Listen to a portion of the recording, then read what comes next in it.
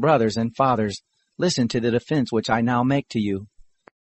When they heard that he spoke to them in the Hebrew language, they were even more quiet. He said, "I am indeed a Jew, born in Tarsus of Cilicia, but brought up in this city at the feet of Gamaliel, instructed according to the strict manner of the law of our fathers, being zealous for God, even as you all are this day. I persecuted this way to the death, binding and delivering into prisons both men and women, as also the high priest and all the council of the elders testify, from whom also I received letters to the brothers, and journeyed to Damascus to bring them also who were there to Jerusalem in bonds to be punished. It happened that, as I made my journey, and came close to Damascus, about noon, suddenly there shone from the sky a great light around me. I fell to the ground, and heard a voice saying to me, "Saul, Saul, why do you persecute me?" I answered, "Who are you, Lord?" He said to me, "I am Jesus of Nazareth, whom you persecute."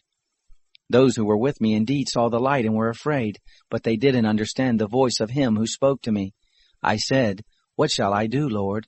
The Lord said to me, "Arise and go into Damascus. There you will be told about all things which are appointed for you to do." When I couldn't see for the glory of that light, being led by the hand of those who were with me, I came into Damascus. One Ananias, a devout man according to the law, well reported of by all the Jews who lived there, came to me, and standing by me said to me, "Brother Saul, receive your sight." In that very hour I looked up at him. He said, "The God of our fathers has appointed you to know his will, and to see the righteous one, and to hear a voice from his mouth. For you will be a witness for him to all men of what you have seen and heard. Now why do you wait? Arise, be baptized, and wash away your sins, calling on the name of the Lord." It happened that, when I had returned to Jerusalem, and while I prayed in the temple, I fell into a trance, and saw him saying to me, "Hurry, and get out of Jerusalem quickly, because they will not receive testimony concerning me from you." I said, "Lord, they themselves know that I imprisoned and beat in every synagogue those who believed in you.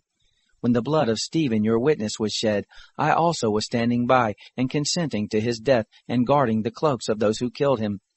He said to me, "Depart, for I will send you out far from here to the Gentiles." They listened to him until he said that. Then they lifted up their voice and said, "Rid the earth of this fellow, for he isn't fit to live." As they cried out and threw off their cloaks and threw dust into the air, the commanding officer commanded him to be brought into the barracks, ordering him to be examined by scourging, that he might know for what crime they shouted against him like that.